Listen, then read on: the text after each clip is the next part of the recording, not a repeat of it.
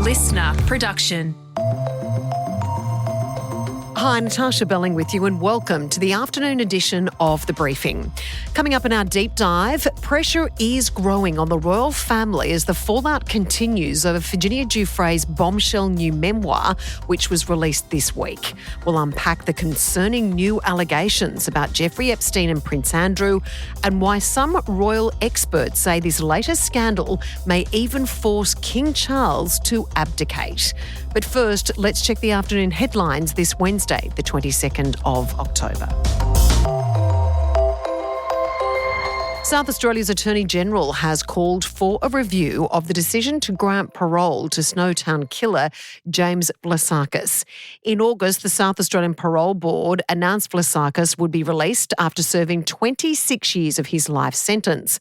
But that decision is now under scrutiny, with Parole Administrative Review Commissioner Michael David KC confirming an appeal has been lodged. Now in his mid-40s, Vlassakis was the youngest of the four men behind the infamous Bodies in the Barrels murders between 1992 and 1999. He pleaded guilty to 4 murders and later became a key witness against ringleaders John Bunting and Robert Wagner, who were both serving life without parole. Parole Board Chair Francis Nelson KC had previously defended the decision, saying Vlassakis was, quote, genuinely remorseful and suitable for release. INTERPOL has issued a global alert after the multi-million-dollar jewellery heist at the Louvre Museum in Paris earlier this week. The International Police Organisation has circulated images of the 8 missing royal jewels, describing them as priceless relics from France's imperial past. French authorities say the pieces have been added to Interpol's Stolen Works of Art database, which tracks more than 57,000 missing artworks worldwide. It's also been revealed the stolen jewellery was worth an estimated $157 million, and they weren't insured. And police have arrested a man after uncovering 43 allegedly stolen Labubu dolls worth almost $10,000 during a raid in Melbourne's West. Officers searched a property in Airport West on Tuesday where they found dozens of the collectible dolls, some of them limited editions and valued at up to $500 each. Investigators allege the items were taken during a number of robberies at a CBD shopping centre dating back to July. A 40-year-old man has been charged with burglary and also theft. He's been bailed to appear at Melbourne's Magistrates Court next year. Now it's time to get into our deep dive on Virginia Giuffre's new memoir, which was posthumously released this week. Called Nobody's Girl, a memoir of surviving abuse and fighting for justice, the book has more damaging allegations about Jeffrey Epstein and Prince Andrew. Now further questions are being asked about exactly what the royal family knew and if there was an alleged cover-up. Joining us to unpack this week's developments and the implications for the biggest crisis to face the monarchy in decades is News Corp columnist and former royal reporter Angela Mollard.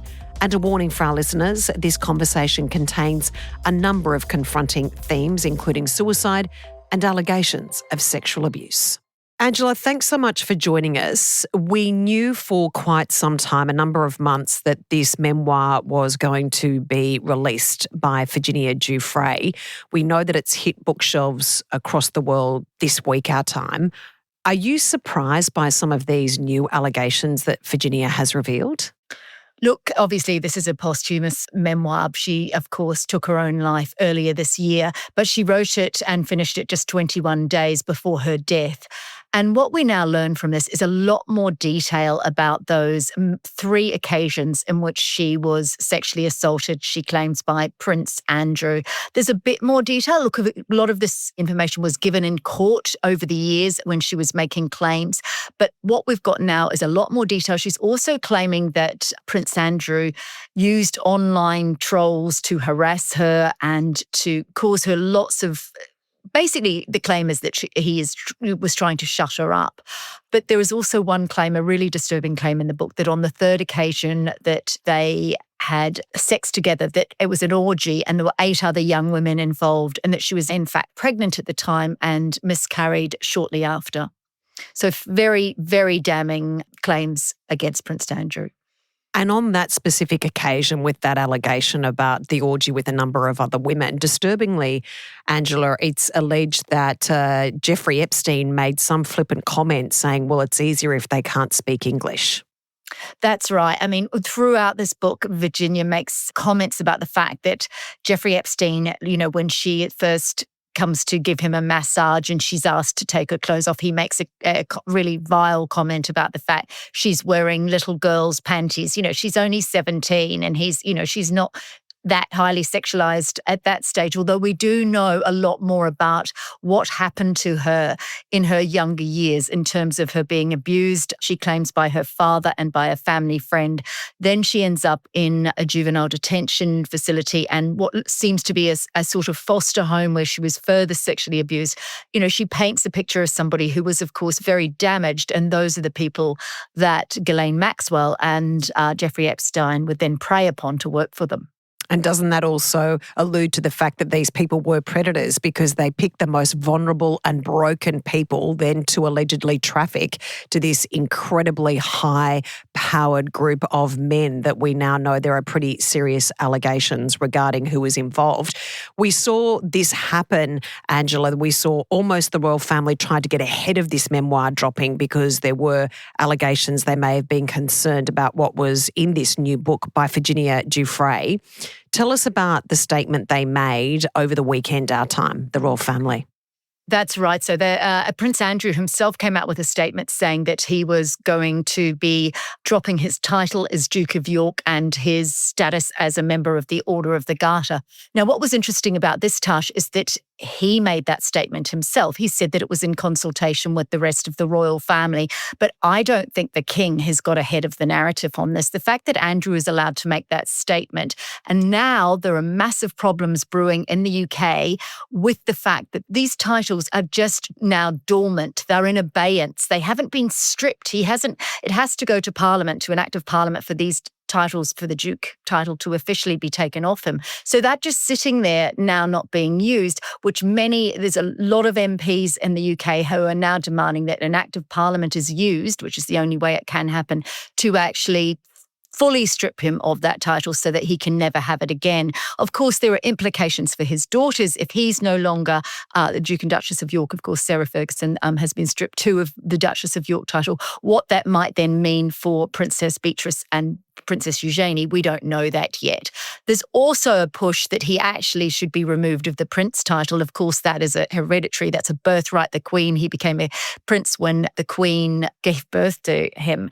But what can happen via letters patent, which is a faster process, is the king could actually strip Andrew of his prince honorific so that he just becomes straight Andrew, no longer Prince Andrew. Now, there's a lot of pressure growing for that to happen. There's also the other problem at the fact that Andrew is currently in line to be regent if the king and Prince William should both die, because George is too young to be the sovereign. Harry is overseas, so he does not qualify under the legalities and the administration of the order of succession. So Prince Andrew is sitting there as a potential regent, i.e. the monarch, should anything go awry for Charles and William before George is old enough to take the crown. Angela, you've reported on the royal family for many, many years. Have you seen anything like this? Because pressure is increasing on the royal family, in particular King Charles, to take far harsher action against his brother. I think it's interesting because I've covered this since the 90s in Britain. And of course, what preceded that was things like the abdication of Edward VIII, who was exiled for abdicating the throne and for marrying a divorcee. Now, you could argue that in the times, of course, that was a very tricky thing for the public to accept. This, again, is a very difficult thing for the public to accept. You think about the revelations around Charles and Camilla, about Fergie and the toe sucking, about Diana having affairs with people like James Hewitt.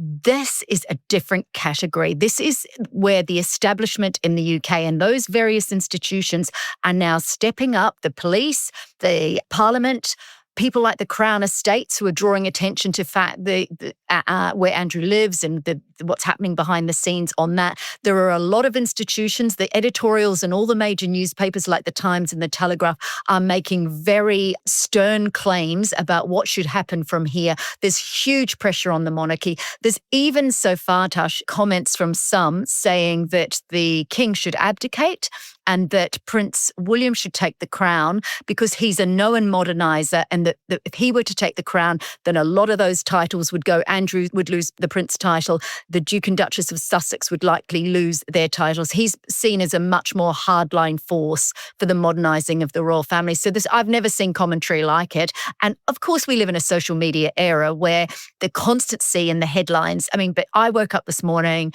and I was just reading story after story after story, and there's leaks happening everywhere. And there is a lot more to come on this story. And Angela, in regards to some of the serious allegations, we have to say again that Prince Andrew has denied all of the allegations about Virginia Giuffre and the allegations of sexual abuse and sexual assault.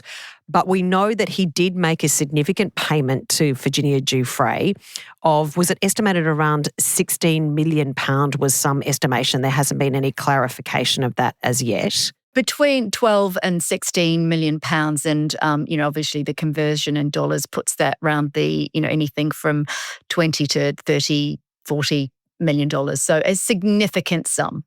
And now there are questions about exactly where that money came from, aren't there? That's right. So at the time, it was the Queen's Jubilee year. And Tush, Andrew has never accepted any guilt in this, and part of that payout came with the statement that there was no admission of guilt. But what's significant now is there is a push to know exactly where that money came from. Was it from the Queen's private purse? Was any of it from any of the royal estates, some of which, of course, have a taxpayer element to them in terms of that they may be administered by the Crown, but in some cases they are owned by the country. So a deep dive and a probe into where that money came from, because there has never been any close scrutiny of that payout. All we know is that the Queen wanted that payout to happen. She stripped her second son of the titles because she needed to draw attention away from the scandal as she went into her Jubilee year. Why this is also, of course, significant is we had the revelations last weekend in the Mail on Sunday about the fact, and this is key, is that Andrew has now proven to be a liar. He said he had not had any contact with Jeffrey Epstein after Jeffrey Epstein was convicted of sexual assault. And now we know he absolutely did from emails which show he said things like, we're in this together and we'll play together again soon, which completely contradicts what he said on the Newsnight interview with Emily Maitlis, which was widely regarded as a car crash interview. Angela, you mentioned before there's lots of leaks. One of the reports coming out at the same time as this bombshell memoir are reports that Prince Andrew, was living basically rent-free in his residence. Can you explain that? That's right. As you know, the king has been trying to get him out of Royal Lodge for a couple of years now. And how it is that Andrew moved into the Royal Lodge. It was $1 million for him to move in, and then he spent $7 million on renovations on it. But these are leasehold properties. You don't own them. And so typically there is a rent to be paid by whoever is living in these properties. Now, the Crown Estates have leaked to the Times in London documents which show that Andrew hasn't paid rent, or if he has, it's been a tiny peppercorn rent for the last 2 decades. So the headline in the Times is Andrew hasn't paid rent for 2 decades. Now, if they were to try to get him out of the house, the lodge, which is a 30-room building, it's got outbuildings, it's got room for security. It's far bigger than, for instance, the house that William and Kate currently live in. The issue with it is that they would, under the contract, have to pay him out the equivalent of about $1 million Australian dollars, because the fact he put that money into the renovations corresponds with how much his investment has been on it. And there's an agreement there that he would have to be paid out some money if he was to move out. I think that's what they need to do, that he needs to be effectively exiled. He needs to be living in either a tiny cottage in Scotland or shipped out to some golf course in Dubai and pretty much never seen again. There are also allegations growing about exactly what Sarah Ferguson knew about Jeffrey Epstein and her contact, which we know yet again there are allegations, there are a lot of lies involved here. And now it seems to be the focus is now also on their 2 daughters. That's right. Well, of course, Sarah Ferguson has lost her title too, and we know that she lost a whole significant bunch of charities after it was revealed that she had been taking money from Epstein after he had been convicted, and that while she had publicly spoken out against him, privately she was sending him emails saying, we're still friends, you're so very dear to us, a terrible, terrible judgment. So, of course, she is persona non grata completely as well. I have never seen in all my time reporting the royals any blowback on Princess Eugenie and Princess Beatrice. They're basically seen to be hardworking people. They have private jobs outside the royal family, but they will support William at certain events, particularly when Kate was in the throes of cancer treatment. This is the first time I'm seeing reports of criticism of them. There's an anecdote in one of the Times articles in the last couple of days whereby a journalist who bumped into Princess Eugenie, saw she was wearing this £1,000 beautiful frame leather jacket and, commented on the jacket. And Eugenie turned around and said, yes, I've got it in 2 other colours. Now, that is not a good look. You cannot have that level of entitlement and grandiosity when you're the modern monarchy. That's not how Kate and William operate. It's not how it's seen as this sort of rich hereditary titles where you don't have to do anything for it. So I think we will start to see anecdotes coming out about Beatrice and Eugenie, and you've got to feel sorry for them in a sense. They are at this stage, there's no implication that they are in, they were young girls when this was happening, but in a very, very difficult position for them right now. With the release of this memoir from Virginia, do you think this will be the tip of the iceberg, that we will see more damning allegations and we will see more leaks? Absolutely. So the Mail on Sunday have got constant, they seem to be drip feeding out the emails that they have that are part of the court case or details that were subpoenaed for parts of the court case and part of the Epstein files. You've also now got a police investigation into Prince Andrew.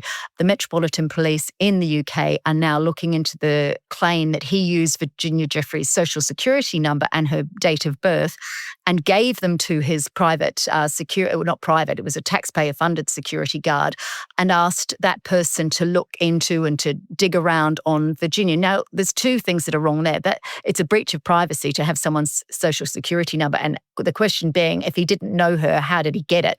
Clearly, the only way he would have got it was through Epstein, because she was in Epstein's employ. The other thing is that it's a taxpayer-funded civil servant who's been asked to do this fairly dastardly business of digging around in someone's private life. So the police have 3 times investigated Andrew and not been able to bring a case against him, but whether or not they'll be able to this time isn't yet clear, but there's a lot of pressure from MPs that this investigation should be expedited. There is so much more to play out. We really appreciate your insight for these latest developments. Angela, thank you. Thanks, Tash. That was journalist Angela Mollard. And that's it for this episode of the afternoon edition of The Briefing. We'd love you to subscribe or follow us on Instagram at The Briefing Podcast, and we'll be back in your feed tomorrow morning. I'm Natarsha Belling. Thanks for your company.